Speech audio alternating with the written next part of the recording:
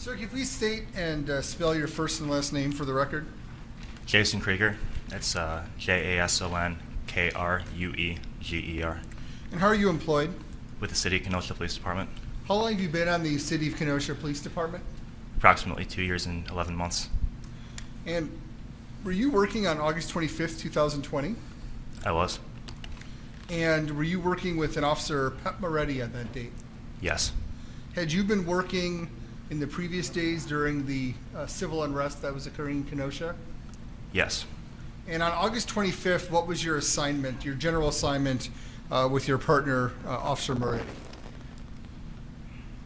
So on that date and time, we were assigned to second shift patrol. We were patrolling the downtown area as well as handling calls that popped up throughout the city, anything in progress. So is it fair to say you were focused downtown, but if there was a reason to go to another part of the city for a domestic violence or a burglary, you would still respond to that call? Yes. Is that different than how let's say the night before was in your duties? I believe that throughout most of the time that was kind of the same. We were heading to in-progress calls, focusing on the downtown area to handle any incidents that arise. Now, on the night of August 25th, at any point were you ever asked to respond to a potential shooting?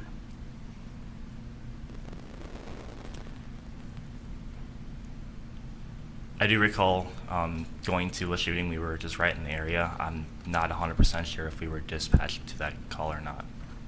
So, but at some point you and Officer Moretti went in the direction of some shots? Yes. And do you recall how you went about going to that location? Yes, so we were in the area of 60th Street and between the 12 and 1300 block on a other call. I believe it was a fire. I heard the gunshots coming to southeast of us. I looked at Officer Moretti, and we decided at that point we were going to head to that since it seemed in progress. Now, in your training, what are you trained to do if there is, let's say, a potential active shooter situation? Our number one focus is to stop the killing or to make the scene secure, eliminate any active threats. So with that in mind, what, if anything, did you do?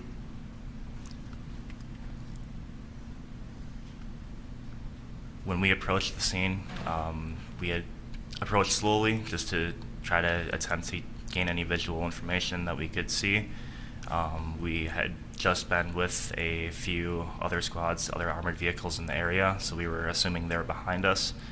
And we approached the scene very slowly to determine if we could at least get a visual on the any threats that we could see. We were hearing gunshots, we just couldn't see where they were coming from at that point.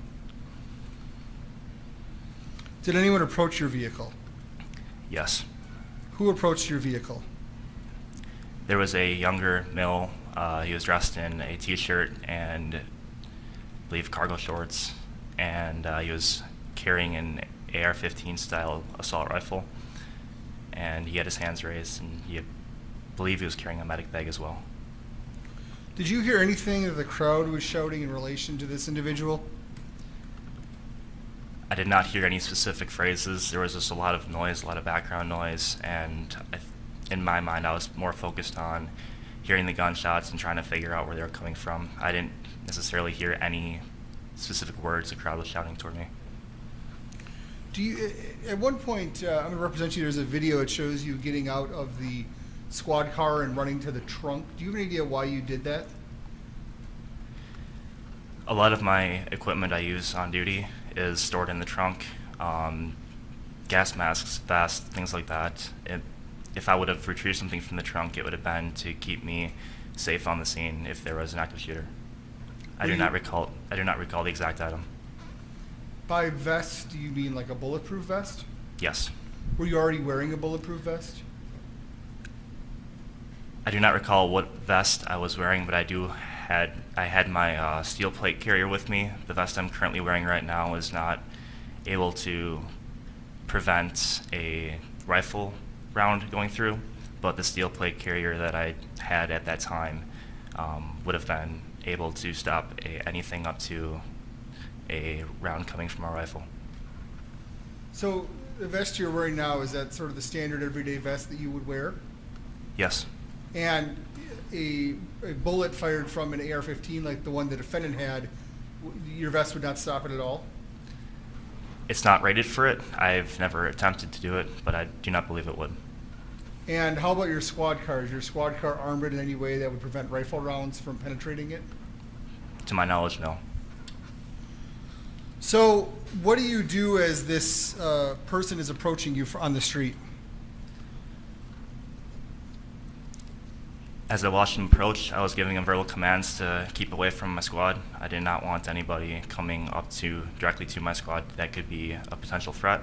So we were giving him verbal commands just to stay back. I had also grabbed my pepper spray out of my vest and was going to use it if the individual continued to approach the car. Why did you see him as a threat? I never met him before. He had a rifle. Just given the situation at hand, there was a lot of circumstances where I just did not want some individual coming up to my squad car in that scene with there's gunshots still going off that I didn't necessarily know. You said his hands were up, correct? I believe so, yes. Did you feel like he was surrendering to you? No. Why not? Throughout the past few days, we've come across a lot of individuals who are armed, and the first thing they do is put their hands up to signal that they don't mean any threat to us. It doesn't mean that they were surrendering, it just means that they just wanted us to see their hands. Hands are the most, they typically indicate if a threat is going to be present, so if we can see their hands, we generally know there's no threat there. So you indicated that you grabbed your OC spray or pepper spray. What happened next? The individual approaching our car was not responding to my verbal commands. So I checked the OC can, made sure it was able to discharge the spray, and I pointed it at the individual, and I discharged a stream of OC spray towards his direction when he would not listen to my commands. At that point, how close was he to and you were in the passenger side? Yes. At that point, how close was he to your passenger side door?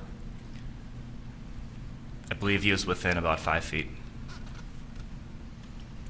Do you know if the spray hit him or not? I do not recall. Did the spray have the desired effect of him getting away from the vehicle? Yes, he ended up walking away from me. So once he left the area of your vehicle, what happened next?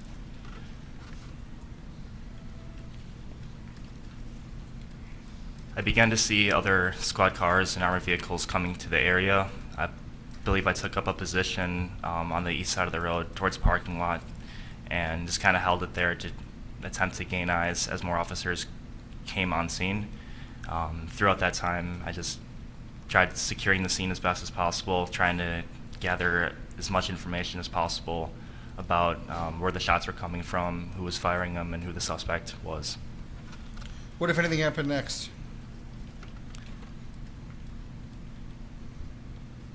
We were approached by one of the mutual aid tactical teams who informed us that they had an individual with a gunshot wound to the arm.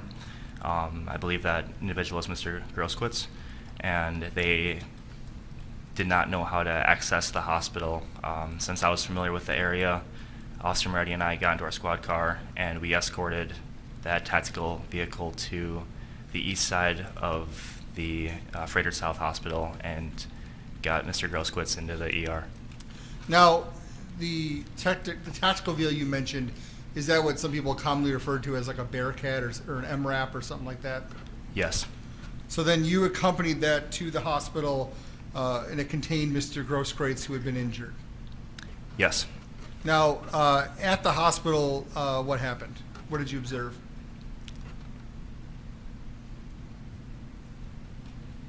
So we got him into the hospital.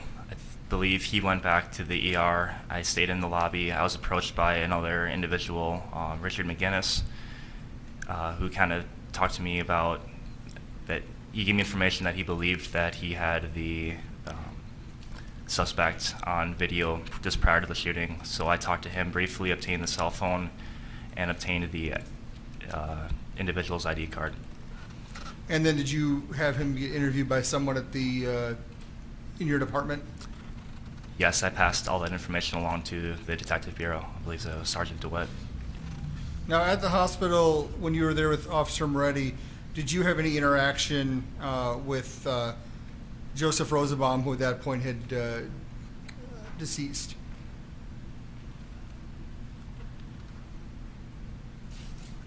I believe that I helped Officer Moretti process and collect the evidence from one of the deceased. I do not recall which victim it was. I have no further questions. Thank you.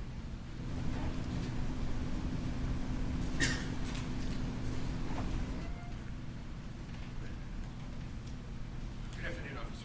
Good afternoon. So I don't have a whole lot of questions for you, but so if I could, and we've heard Officer Moretti testify. Okay, so do you hear what you believe to be rifle rounds around 11:50 or so on the 25th? I heard gunshot rounds. I could not tell if they were handgun or rifle rounds. Okay, so the type of firearm that had been discharged at that point, it was difficult for you to make out. Yes. But you knew that there'd been a discharge of firearms. You heard that much. Yes. So, do you recall seeing a person that you now know to be Mr. Rittenhouse walking toward your squad car? Yes. Okay, and to be fair, he has his hands like this, right? Yes. Okay, and I understand that you said that, tell me if I'm right, throughout that evening, people maybe who had firearms, when they saw you, they put their hands up, so you knew that they weren't a threat to you. Yes. This is also, to be fair, a way that someone could surrender. Yes, it could. Okay. And again, don't take this as being critical. I'm not trying to be that way. But as he's walking toward you, he doesn't have at that point his hands on his gun, but he's just walking toward your vehicle, right? Yes. And I understand your concern, but as he's getting closer to you, after knowing that a shot or shots had just been fired, I know there's a lot going on, but were you interested in finding out if he had any information? I was. Okay. And when he starts coming to the side, he's coming to your side, right? Yes. Do you hear him like say anything to you?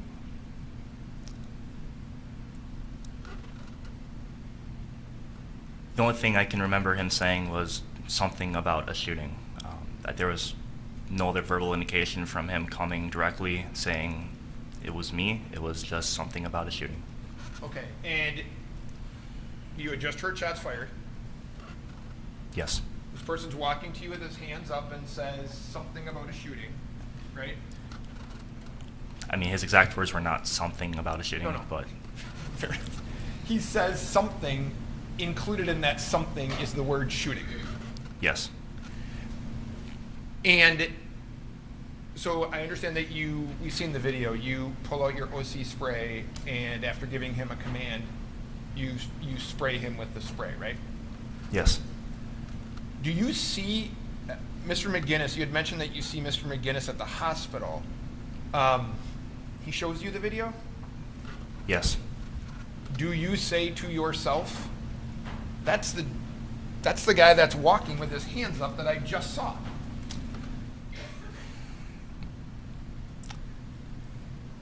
I did recognize the individual from the video, and into my mind, I believed he looked familiar.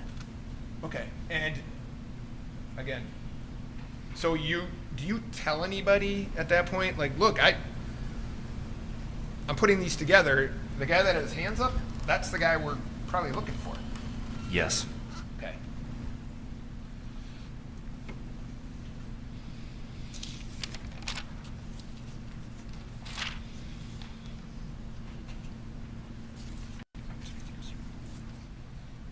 Oh, I do have two other questions. As he's walking up to you, do you ever ask him, and I understand it's a chaotic situation, do you ever ask him for identification? No.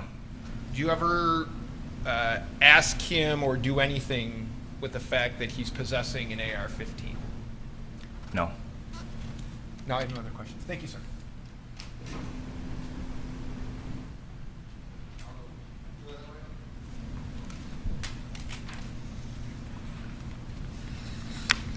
Were there other people, not necessarily in front of your vehicle, but around the area, in addition to Mr. Rittenhouse? I do not recall.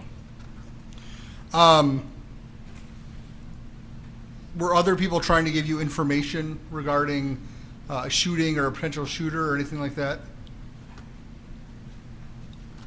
There was a lot of voices shouting. Nobody directly came up to my squad car window like Mr. Rittenhouse did, but there was people after he had left the side of my squad car as I got out of the squad who did give me information about potential suspects as well. Now, when you and Officer Murray are trying to get down to the scene of the active shooter, what is your primary goal? Stop the killing, stop any threat. Is that consistent with getting identification and speaking to an individual approaching your vehicle? No. Thank you. Right. Across, I guess. You may step down.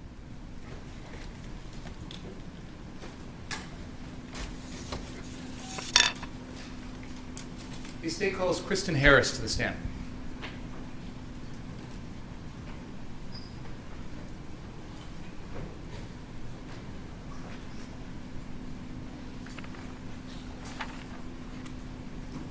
Do you solemnly swear the testimony you're about to give in this matter be the truth, the whole truth, and nothing but the truth, so help you God? Yes. You may be seated.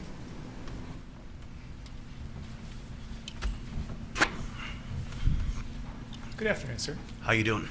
Could you state your name and spell your first and last name for the record? Yeah, my name's Kristan Harris, Kristan, last name Harris, Harris. How are you currently employed? Basically, I've been furloughed, but I've been pursuing my passions, obviously doing the Rundown Live, which is a reporter, and I do talk radio.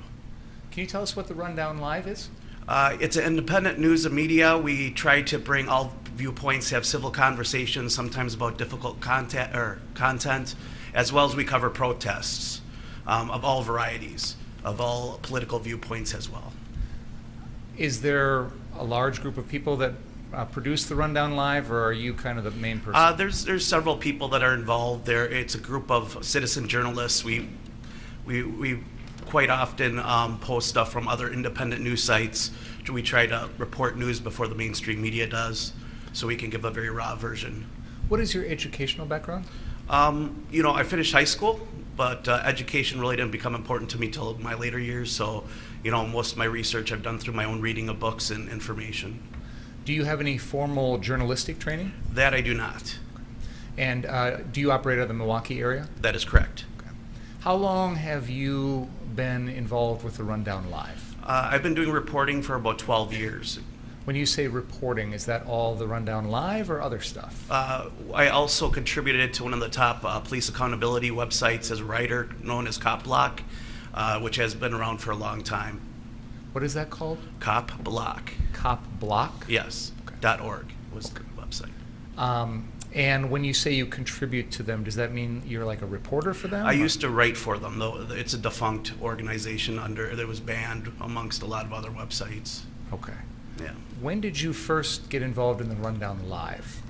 It's probably around 2011. Did you form it, or did someone else? Someone else formed it. And then you joined it? Yes, that is correct. And that person is no longer involved. Do you have any sort of title with that organization? I believe I'm the editor. And you said you've covered a lot of protests. Can you tell us more about that? Sure. Since about 2013, I probably covered over 100, 150 protests. I don't know the exact number. What types of protests would they be? Everything from something basic as Second Amendment rights and healthcare workers, against mandates, to BLM, Minneapolis, the burning down of the 3rd Precinct, DC, obviously January 6th, as well as Kenosha and probably countless BLM protests. There were some things there that I just want to make sure I understand what you're saying. You said the burning of the 3rd Burning down district. of the 3rd Precinct of Minneapolis, yes. Okay. That was the date. I don't know the date. That's how I recognize it. That was one of the things that happened after George Floyd was killed? That is correct. And you, sorry, Karen, do we need to slow down? Sure. Whatever she says, so we got to make sure. You also mentioned January 6th. Is that with regard to what happened at the United States Capitol on January 6th of this year? That is correct. Were you there for that? I was. Okay. And were you covering that for the Rundown Live? That is correct. You mentioned Kenosha. Were you here in Kenosha for the events that followed the shooting of Jacob Blake? I was on scene within an hour or two of the shooting of Jacob Blake. Were you then, help the jury to understand, when you talk about the Rundown Live, we're familiar with a lot of different types of media, newspapers, magazines, the internet, things like that. Can you help us understand exactly what you mean when you say you cover these things? Yeah, I'm a citizen journalist, so I generally go to these events and I stream a lot of the times. I interview people to try to get natural conversations and have civil conversations so people can understand, in my viewpoint, what people really are saying before there might be some propaganda added. So essentially it's the most raw form of journalism. So when you came down within an hour or thereabouts after Jacob Blake, were you interviewing and speaking to people? Yes. Do you record that in any way? Yes, I do. Well, I stream it. It's recorded on the cloud. Okay. So is it fair to say that when you are covering any sort of event for the Rundown Live, you have a camera that is taking video of the things you see? That is correct. I usually use my cell phone, which is a high-end device. And then that video is live streamed to the internet on whatever site you use so that people can watch it pretty much live. Is that fair to say? That is fair to say. Okay. So, for example, on the night Jacob Blake was shot on that Sunday night, August 23rd, you were here using your equipment to live stream the things that you were seeing. That is correct. Did you continue to do that on Monday night? Yes. And again on Tuesday night? Yes. So I want to skip right to the night of Tuesday, August 25th, 2020. Were you here in Kenosha that night? I was. Were you live streaming for the Rundown Live? As well as collecting B-roll, correct. I'm sorry? B-roll is footage that you take because you can't stream live because your internet connection is, so it's actually recorded straight to the device. Okay. Do you recall approximately what time you would have arrived in Kenosha that particular day or night? Yeah, around 8 o'clock, 8:15. Where did you go once you came to town? I headed down to the courthouse because that's where things were happening. And then did you start your live streaming at that point? I attempted to, but courthouse internet isn't the greatest. So We've all learned that lesson. So what did you do then? I recorded video straight to my cellular device because this way at least I had documentation I could publish later. Did there come a time in which your internet connection improved? Yes. How did you manage to make that happen? It started to improve when I first started to head towards 59th and Sheridan. Okay. Do you know what changed that made that better? Yes. I ran into an interaction between Ryan Balch, I believe, and Gage Grosskreuz and other people that by the courthouse, and I asked if there was more armed individuals because the night before there was a video that went viral of people protecting property, and I felt it would make a different story than getting the same story I had the last 2 days. And I do want to talk about what you just mentioned, but I think I didn't ask my question very well. You talked about being here and having poor internet by the courthouse, but then it got better when you went down to a different That is location. correct, so I could stream live. What was it that made the internet better or stronger down there than here? Do you know? I don't know if it was just I had poor cell phone service or it was just better location. That's the only thing I can think of, is that that location on my way there, it improved. I attempted to go live again, and I was able to. So is it fair to say that once you were able to go live, you continued to broadcast live throughout most of the rest of the evening? That is correct, till my battery ran out. Okay. And did there come a time in which you went to that 59th Street car source location? Yes, Okay. And you've been here in the courtroom throughout parts of this trial, is that fair to say? that is correct. And you have seen other witnesses testify, such as Mr. Balch and Mr. Lukowski? Yes, that is correct. Okay. And when you were out live streaming that night, you went to that car source location and interacted with those individuals on some level. Is that fair to say? That is fair. Okay. I want to focus in on a period of time in that evening when there was a dumpster that was pulled out in the road out in front of the 59th Street car source.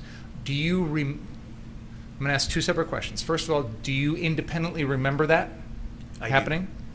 Did you also get some video of that? I did. It was streamed live. Okay. And then from there, did you continue to remain physically at the 59th Street car source location for several minutes after that? I did. And were you in close proximity to either Ryan Balch or the defendant, or both of them, during those several minutes afterwards? Probably within 20 feet. Okay.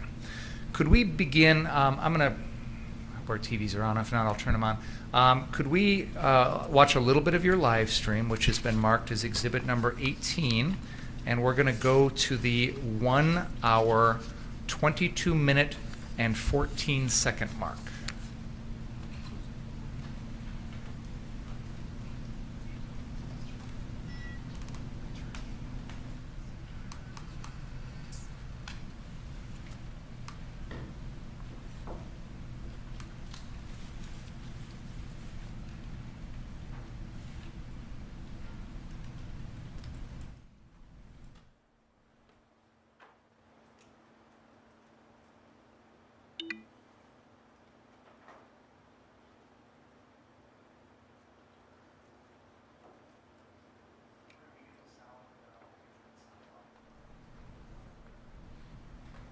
Let me just ask Mr. Harris, do you recognize what is up on that screen? I do. Can you tell us what that is? It looks like a dumpster that is in the middle of the street. And is this a portion of your rundown live stream from the night of August 25th, 2020? It is. And would you agree with me that we are looking, did you personally recorded this, correct? Correct. And this is taken from the 59th Street car source lot looking into Sheridan Road facing east. Would you agree with that? At this frame, yes. Okay. Can we please play the video? And militia are up there. We need water.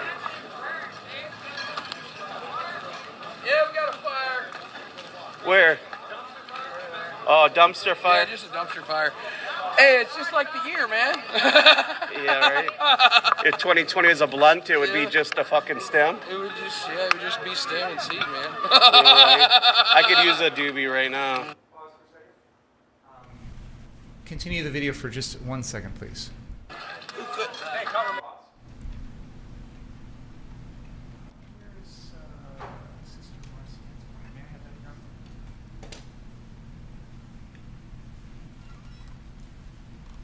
Mr. Harris, there are two people in this video that I'm going to point out to you. There's a gentleman here that is a little bit of a taller gentleman with a beard and some sort of cap on, and there's a woman next to him that appears to have sort of reddish hair. Do you see those two people? I do. I'm going to ask two questions. First of all, that night, did you have any idea who those people were? I did not.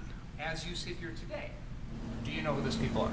I believe one of them was the person who shot the fire behind, or the gunshot behind Rosenbaum, and I don't know who the other one is because their back is turned to me. Okay. No dispute, that's Joshua and Kelly Zeminski? No dispute. Okay. So I'll represent to you, sir, that the taller gentleman is Joshua Zeminski, and the woman next to him is Kelly Zeminski. Okay. Please continue. All right, let's.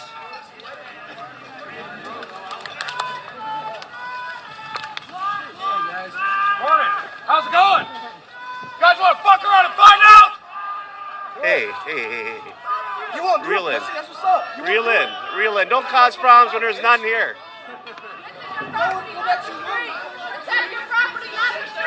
Yeah, that's true. Just stay on your property. Otherwise you're gonna cause. There's way too many of them. Bro.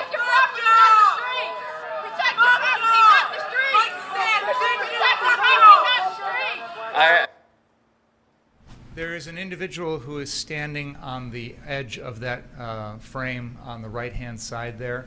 Do you recognize that person as Gage Grosskreutz? I do. Okay. Please continue. I have to agree with her. Protect your property, not the streets! Protect your property, not the streets! Protect your property, not the streets! That's what the fuck y'all I have to agree with her that they shouldn't be on the street. They're just protecting their property. One of the guys is an asshole. I know. I thought they were yelling at them. I was like, why? Oh, no, These guys well- were. Well, we did because they lit it on One fire. of the guys losing his patience. He should go inside. Yeah, that's what we're about to send him. Yeah, if you guys could switch him out. Just somebody's a loose cannon. He's got a lot of rage. He says the wrong thing. This whole crowd burns you guys alive. You can go back 10 seconds, please. Yeah, if you guys could switch him out. Just somebody's a loose cannon. He's got a lot of. Pause. There we go. Again, I want the jury to see that in the middle of the screen there is a taller gentleman with his hands in his pockets.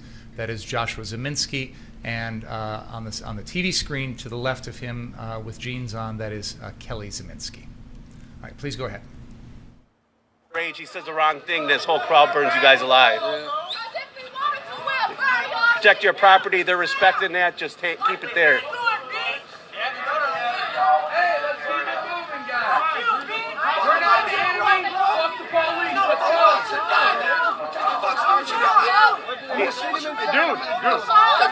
He's just trying to protect his property. He doesn't want anything. He has no problem with you guys. He just doesn't want anyone to burn down his shit. I can't blame him.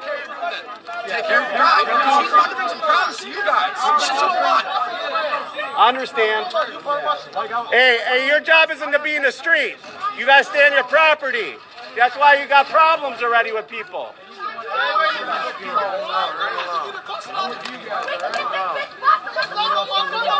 No one bothering your property. Don't look for trouble where there ain't none.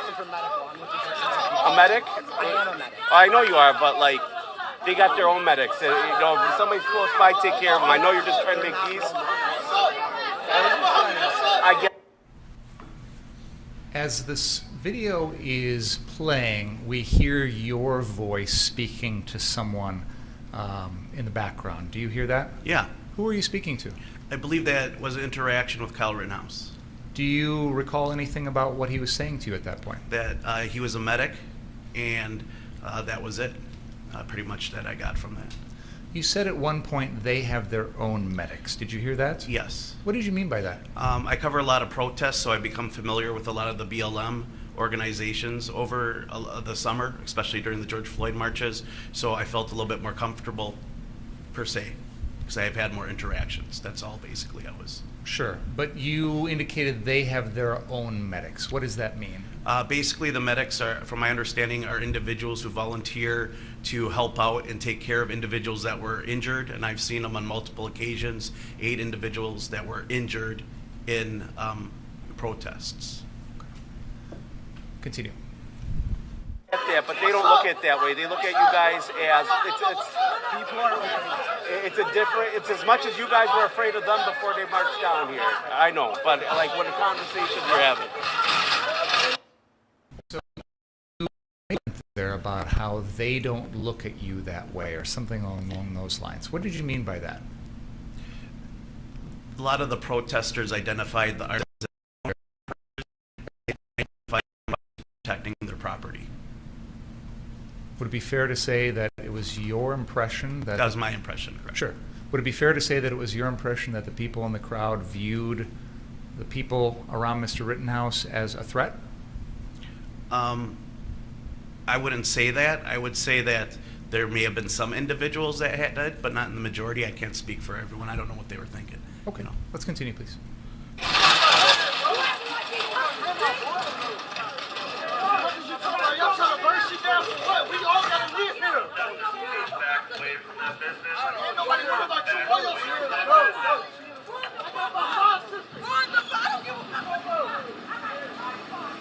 Thanks, guys. Back away from the business. Back away from the business. That's my police. Leave the business. Thanks for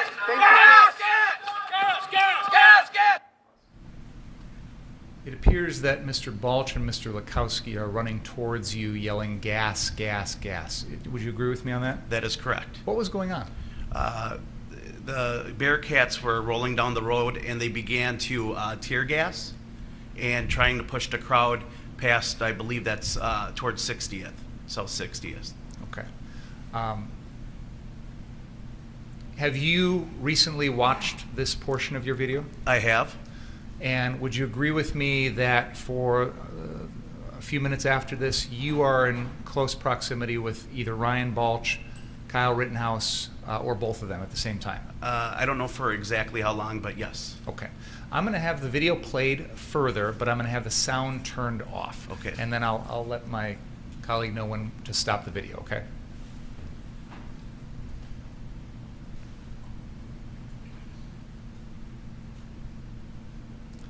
Now, while we're playing the video, Mr. Harris, are you able to tell the jury where this scene is? Yes, it's the back corner of the car lot of Car Source. There was people, or I don't know who it was, but they were throwing rocks up from behind the building. And where you're at right now in this video are either Mr. Balch or Mr. Rittenhouse near you? They were probably within 15 feet. Are there any of the protesters or people on the street or anything like that anywhere near you at this point? Negative. Why is that? They all moved towards what I call the gas station, 60th and Sheridan. Yeah. Is that in part because the police had just gassed the entire street? That would probably be the most likely reason. And that dispersed the crowd? Correct.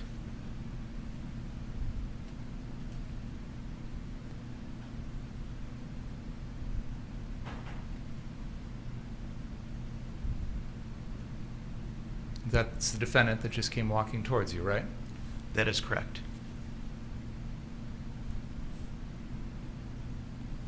It looks like at this point the wind is blowing that gas towards you and the other folks that were around the corner there. Is that fair to say? That is fair to say. Did you have a gas mask on? I did not. Did any of them, do you know? Not that I saw. Let's pause right here. Mr. Harris, do you see those armored vehicles in the street? Sure do. Now, if I'm reading the screen here correctly, your video file here has about 24 minutes left to play.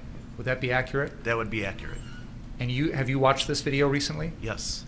Does this video end around the time that Mr. Rosenbaum, or the defendant, shoots the people? Yes, within a few minutes after that. Battery ran out. Okay. So would it be fair to say that at this moment in the video, the shootings are going to be in roughly 20 minutes or thereabouts after this? Roughly, yes. I see that the Bearcats and whatnot are in the road at this point in front of the 59th Street Car Source. Do you know where they traveled after this? They traveled more forward towards 60th Street, I believe, and then they stopped there. Did they establish a line keeping the protesters south of 60th at that point? With the MRAPs, or Bearcats, yes. Okay. So is it fair to say, Mr. Harris, that for the remainder of your video, as far as you know, no protesters came back to 59th Street Car Source after this? Not that I witnessed. Two questions. First of all, do you independently remember at any point in the sequence of events that we've just seen starting with that dumpster fire and all the way forward here, do you remember ever seeing Joseph Rosenbaum? I do not. After rewatching your video, is Mr. Rosenbaum in this video at any point during the series that we've just watched? No, not that I can see. I have nothing further.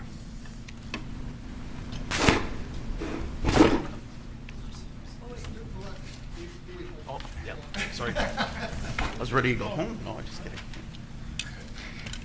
I tried to start twice and let the jury. Yeah, it's a Monday. That's what I said. Thanks for making me laugh. No, it's all right. First time. Mr. Harris, on the video, you describe people as militia, right? Correct. You point up at the roof and say, "There's militia members up there," right? That is correct. That's your opinion. You didn't talk to any of them about. I'll ask it to you this way: you had no information that Mr. Rittenhouse was in any type of militia, correct? That is correct. Okay. Now, you at some point say to him, he's moving the dumpster, and you say, well, I strike that. At first you say, this whole crowd could burn you guys alive if you say the wrong thing. Is that right? That is correct. Okay. And why'd you say that? I wanted to de-escalate the situation. Was it getting escalated? Yes. And that was in part because the dumpster was put out?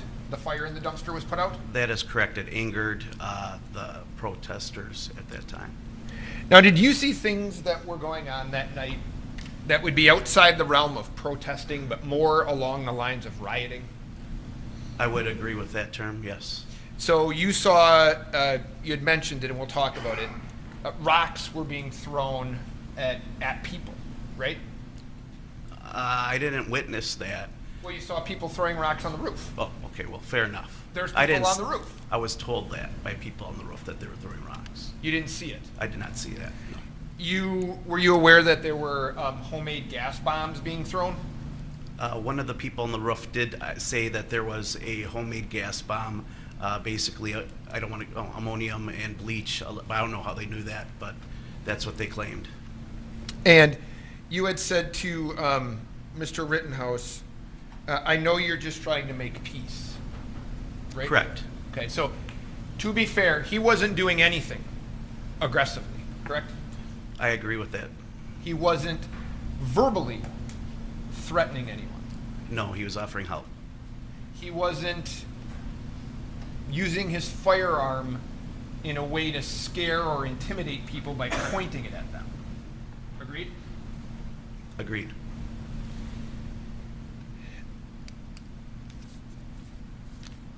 When you say, I think you said on the video at one point, there are people throwing rocks at people on the roof, right? Correct. So, do you see Mr. Rittenhouse go after those people in the direction of where they're throwing the rocks and chase them? No. So, people on the roof are arguably in direct danger because, did you ever see the rocks? I did see the rubble and people throwing rocks at the Bearcats, but Right, so it was to be- concrete. Sorry, that's right. So they weren't really throwing what you and I might see like rocks on a beach. We're talking about clumps of concrete that they're smashing, picking up, and then throwing at people, right? Correct.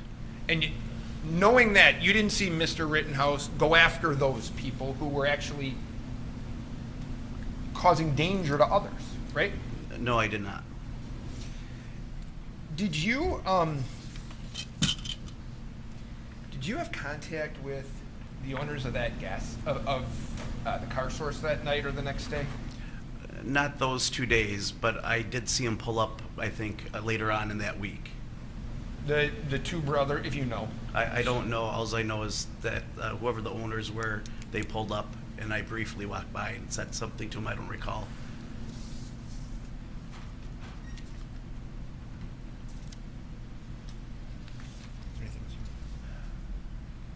Mr. Harris, I appreciate your time. Thank you, sir. Mm-hmm. Any redirect? Mr. Harris, the people that you saw at 59th Street Car Source that you characterized as the militia, was the defendant dressed the same as them? No, he was not. He had on sort of an army green colored shirt, correct? Lime green, army green shirt. He had a weapon slung around him like they did, correct? Correct. It was the same type of weapon as the rest of those folks, correct? I'm not really good with guns, but it seemed to be so. He was in the same group with these guys that you felt were militia members, correct? That is correct. And he was acting the same as they were, wasn't he? For the most part, yes. You were asked about who escalated things. Can we get Exhibit 18 at the 1 hour and 22 minute and 30 second mark, please?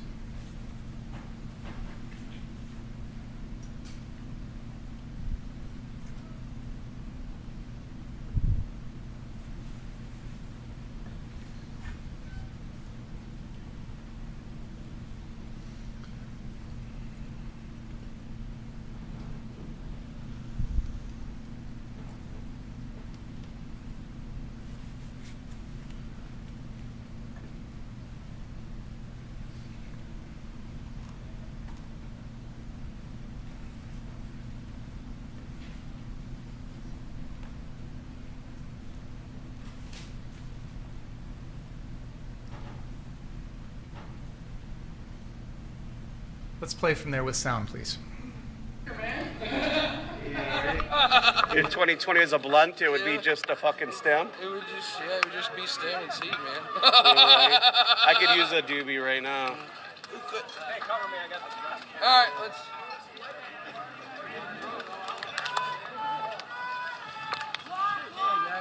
Morning.